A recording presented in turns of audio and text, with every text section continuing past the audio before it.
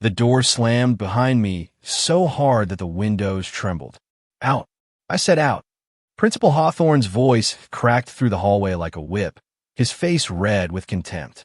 I will not have the son of a grease-covered dropout contaminating the atmosphere of my school. I froze mid-step, my heart thudding in my chest as a dozen pairs of eyes turned to stare. Teachers paused. Students blinked. My breath caught, but I refused to flinch. "Mr. Hawthorne," I began.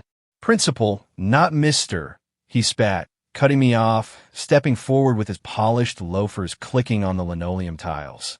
"Your kind doesn't belong here, Carter. You're a mechanic's mistake. Go learn how to change oil and leave real education to those who can afford it." The silence was heavy. No one moved. No one helped. I clenched my fists at my sides. The hallway smelled faintly of bleach and shame. My backpack hung loosely from one shoulder, the strap fraying like my patience. But I didn't speak. I'd learned that silence burns deeper than screams. As I turned to leave, my footsteps echoing down the corridor, I heard laughter behind me. Not just any laughter, Nathan Whitmore's, son of the biggest donor to Westbridge Academy. His voice rang loud enough for everyone to hear. "Guess we'll finally have a clean parking lot now, huh?" Nathan smirked, high-fiving his cronies. Later, Grease Monkey. I didn't turn around. Not when they laughed. Not when someone threw a pencil at my back. Not even when Principal Hawthorne muttered, "Trash knows its place." I walked through the front doors and into the freezing morning air. The sky was a cold, colorless gray, just like this place. The shop smelled like gasoline, old metal, and burnt coffee. Home. My dad, Dean Mercer, looked up from beneath the hood of a busted Chevy, his face smeared with black grease and tired lines. His eyes met mine, and something shifted. He wiped his hands on a rag, stepping out slowly. "You got that look," he said quietly. The same one I had the day my father told me I wasn't good enough. I didn't speak, just nodded. He didn't ask questions. He didn't need to. Instead, he reached into his pocket, pulled out the one thing we shared, an old dog tag from my grandfather's army days, and pressed it into my hand. "You keep standing tall, Carter," he said, "even if they kneel to money." That night, I didn't sleep. I stared at the ceiling, reliving every word, every stare, every echo of laughter. Expelled, not for fighting, not for stealing, just for who my father was. I typed up a letter, then deleted it. I started to record a video to expose the injustice. But who would care? This town belonged to the Whitmores and their gold-plated donations. Principal Hawthorne would bury the truth with one call. But something was about to change, something no one would see coming. The next morning, just after the first period bell, a low rumble shook the sky. Everyone outside turned their heads. Even Principal Hawthorne stepped onto the front steps, squinting upward, his coffee forgotten in hand. Then it came into view, a sleek, jet-black helicopter, slicing through the clouds, descending onto the school's football field with thunder in its wake. No markings, just power. Wind whipped through the courtyard, students stumbling back as teachers scrambled to hold papers. The rotors blew the pride right off Hawthorne's smirk. And as the doors slid open, a man in a tailored navy blue suit stepped out. Behind him, another followed, an assistant holding a briefcase. Then another. And then, me. I stepped out last, wearing the same tattered hoodie they expel me in. But now I walked beside Elias Cade, one of the richest, most ruthless billionaires in the country. And the look on Hawthorne's face when he saw me walk toward him, it was only the beginning. Principal Hawthorne's jaw clenched as I walked toward him across the school's front lawn, the helicopter blades still thumping behind me like a war drum. His eyes flicked to Elias Cade, tall, sharp-suited, and stone-faced, and I could see it.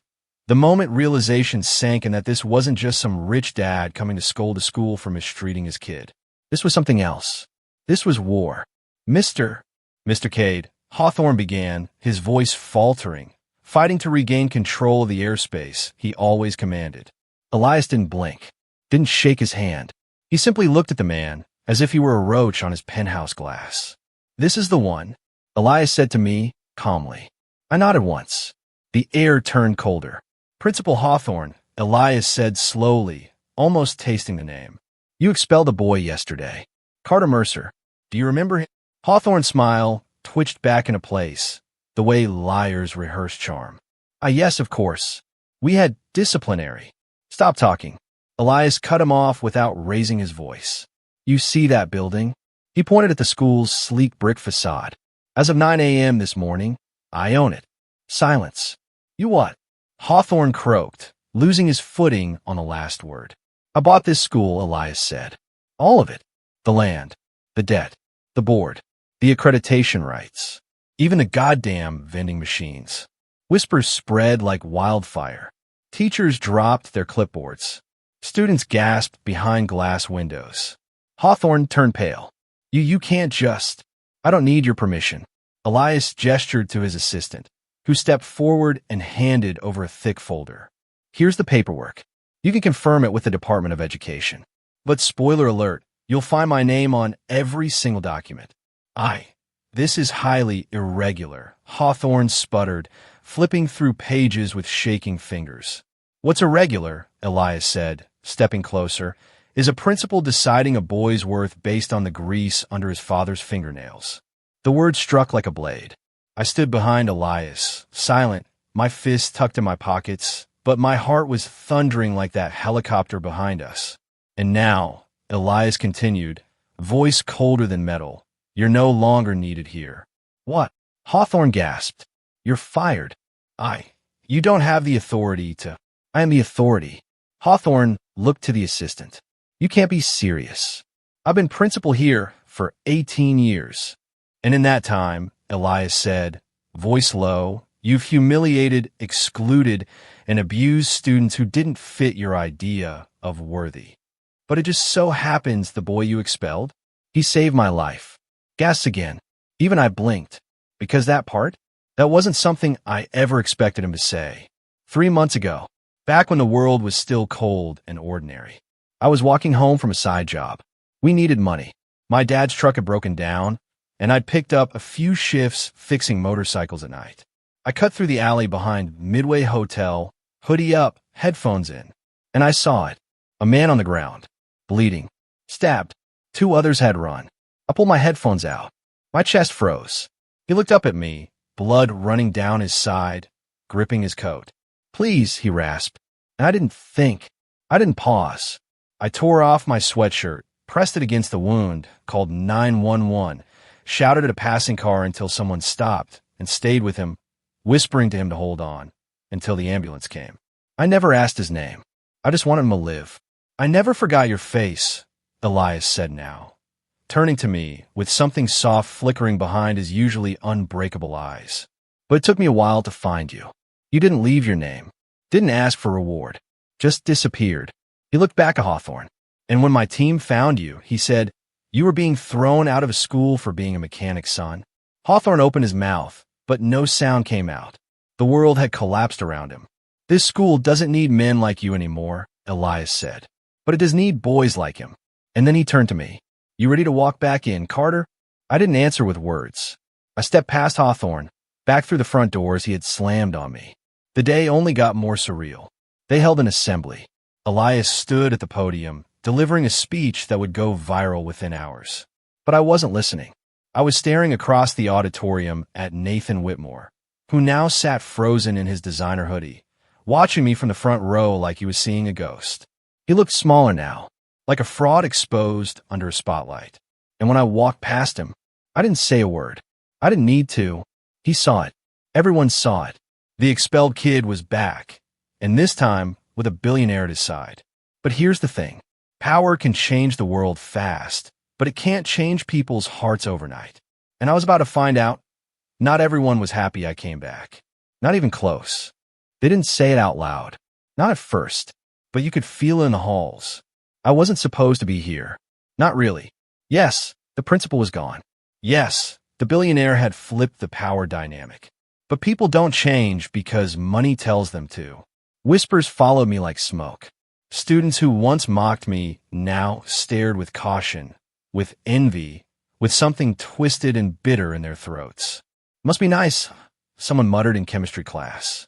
Wonder how much he got paid to fake that saving a billionaire thing. another sneer as I passed by. Even teachers treated me differently. Not better, just quieter, like they didn't know if they should suck up or stay away. I sat alone at lunch. Again, but this time, not because I was invisible, because I was radioactive. And then came the envelope, stuffed in my locker. No name, just one line written on the outside. You still don't belong. Inside, a copy of my dad's arrest record from 12 years ago. I stood in the hallway holding the paper, my knuckles white. Yeah, my dad had made mistakes. Back when I was little, he got into a fight defending a woman from a drunk guy outside a bar. The guy pressed charges. Assault. Dad did 6 months in county. Lost everything. Restarted from a garage with nothing but rusted tools and raw knuckles. We don't talk about it. Because he changed. Because he earned his redemption. Because no one should have to carry one broken moment for the rest of their life. But someone wanted to remind me, and they'd gone digging. I looked around the hallway, my eyes sweeping faces. And then I saw Nathan, grinning, walking by slowly, tapping his locker, eyes never leaving mine. I see your little sugar daddy didn't dig deep enough, he said under his breath as he passed. My jaw clenched. Not here, not now, but rage? It doesn't always wait for the right place. Later that day, I found him behind the gym. Alone. I didn't go there to fight him. I went there to warn him. But the second he saw me, he smirked like he owned the sun. You don't get it, do you? He said. People let me build this school. People like you just clean it. I stared at him. You think this is about school? You made it personal. He laughed. You're just another charity case Elias Cade can parade around to feel like a savior. He'll forget you. You'll fade. And you'll end up elbow deep in grease while the rest of us run the world. I stepped closer. You think I'm scared of going back to fixing engines? You think that's shameful? He blinked, confused. I'd rather be elbow deep in grease than neck deep in your kind of poison. He flinched at the words. But I wasn't done. You want to dig up dirt on my dad? I said, my voice low. Then dig up everything. Because we've lived it, faced it, survived it. You couldn't last 1 hour in our shoes. He said nothing, just stared. Because deep down, bullies never expect their target to talk back. And when they do, they lose power. But Nathan wasn't finished. No, he escalated. 2 days later, someone keyed my dad's truck in the school parking lot. Garage trash scratched deep into the side. That night, I didn't say anything to my dad, but he saw my hands trembling as I scrubbed the word off. He walked over, didn't say a thing for a minute. Then he handed me a wrench. Come on, he said. Let's fix something that matters. We worked in silence for hours, tightening bolts, replacing a carburetor, adjusting brakes, not fixing a car, fixing me. And when we finished, my dad looked at me, sweat and grease on his brow, and said, They don't get it, Carter. We don't fix broken things because we're poor. We fix broken things because we know how to rebuild. Those words settled in me like steel. The next morning, I didn't walk into school quietly. I walked in with purpose. I went straight to Elias's office, told him everything, showed him the note, the scratch truck, and I expected him to rage, to send lawyers, to make it rain consequences. But instead, he leaned back in his chair, folded his hands, and said, You want to fight back the way they do? Or do you want to fight smarter? I didn't answer. Not yet. Because inside me, something was changing. I didn't just want revenge anymore. I wanted change. Not just for me. For every kid who'd ever been called less. For every father who lost a job because his hands weren't soft. For every mom who worked 2 shifts and still got judged at the school gate. So I said, Then let's do it. And Elias smiled. Just once. I don't want their apology. I told Elias in his office the next morning. I want to change the damn game. He didn't hesitate. Then I'll give you the pieces. You choose how to move. It started with a program. My idea. We called it the Hands Initiative. A mentorship and job skills pilot for underprivileged kids, mechanics, carpentry, electronics. Real-world skills. No tuition. Just commitment and grit. I wanted to start at Westbridge. I wanted them to see the value in the kids they ignored. When the proposal hit the boardroom, the old guard nearly choked on their arrogance. This isn't a trade school, one trustee spat. Exactly, I said. Maybe it should be. They didn't vote on it. Because they didn't get to. Elias had already secured unanimous ownership authority. Within 48 hours, we had the green light. Within a week, we had the first sign-up list filled. And within 2 weeks, something crazy started to happen.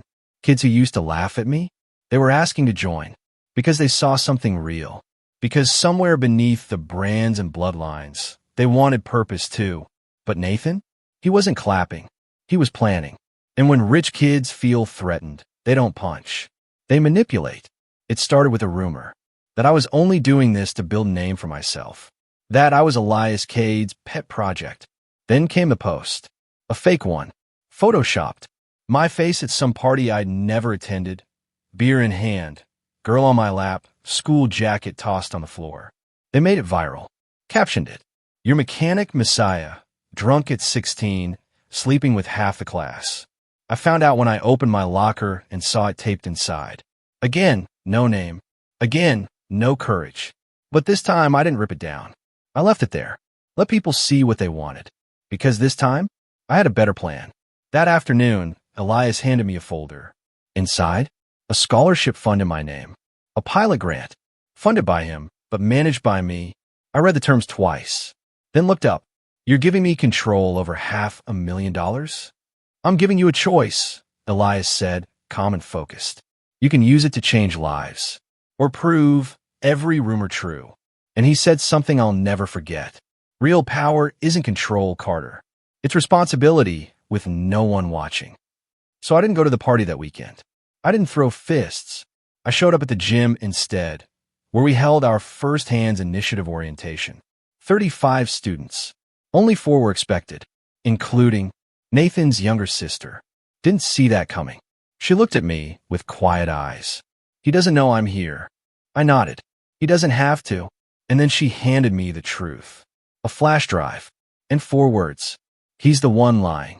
The video was shaky, grainy, but it showed Nathan, clear as day, laughing with his friends as they edited my face into that fake image. Joking, plotting, exposing themselves. The whole damn thing. She'd seen him doing it, and copied the file before he could delete it. I just wanted you to know the truth, she whispered. You didn't deserve that. Kindness. From the last person I expected. That night, I didn't send the video to the school board. I didn't blast it on social media.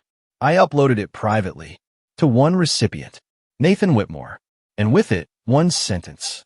You get one chance to fix this, or I will. The next day, he didn't show up. Not to school. Not to lacrosse practice. Rumor said his father found out. And when billionaires get embarrassed, they bury bodies. Figuratively. Or maybe not. But what mattered wasn't what happened to Nathan. What mattered was what happened after. Because the next Monday morning, I walked into the school courtyard and found something I never expected to see. A crowd. Applauding. For me. Not for being a hero. Not for being rich. But for being real. The kid who got expelled was now the face of something bigger than revenge. I stood in front of them, took a breath, and said, "Don't clap for me. Clap for every kid they tried to erase. Clap for the hands that build what money never could." And they did. They roared. And somewhere in the back, I saw my dad, standing quietly, arms crossed, smiling like he hadn't in years. He didn't need to say it. I'd earned it. But the story doesn't end with applause. Because success makes you visible. And visibility paints a target. I should have known peace wouldn't last long. 3 days after the assembly, I got the call. My dad collapsed at the shop. Overwork. Stress. Years of pushing his body for everyone but himself. I stood in the hospital room, heart pounding as monitors beeped quietly around him. He looked smaller under the thin blanket, tubes in his arm, skin pale beneath fluorescent lights. But his hand, it found mine. "You did good, Carter," he whispered. "You did better than I ever dreamed." I couldn't speak, couldn't breathe. All the power in the world didn't mean a thing if I lost the one man who taught me what it meant to stand tall. But he made it. Barely. And when he opened his eyes for real 2 days later, I told him everything. About the school, Elias, the program, the pain, the wins, the fake photo, the flash drive, even Nathan's sister. He just nodded. "You turned their dirt into bricks," he said. "Built something they couldn't knock down." That week, Elias flew in again. Sat beside me at the hospital, looking at my dad like a man, finally meeting someone he could respect without a title. Then he looked at me. Westbridge doesn't deserve you forever, he said. What's next? I smiled. I want to take this program further. You mean the state? No, I said. Everywhere. And he just nodded. Then we'll do it. Graduation came. I stood on the stage in that same courtyard where I'd once been humiliated. The crowd erupted when they called my name. Not because I was rich, but because I changed something real. As I stepped down, Elias pulled me aside and handed me a small envelope. Inside, a letter. Not from him. From Nathan. No apology. Just 5 words. You earned what I faked. And a note at the bottom. I'm gone from here. Good luck out there. Don't turn into me. I stared at it for a long time. Then folded it. Didn't forgive him. Didn't forget either. But I understood. Months later, the Hands Initiative launched in 3 more cities. Then 5. Then 10. I was flying with Elias to meet mayors, educators, kids who had never been given a shot. And every time someone asked who I was, I didn't say mechanic's son. I didn't say Elias Cade's protege. I said, I'm Carter Mercer. I fix broken things. And now, I teach others to do the same.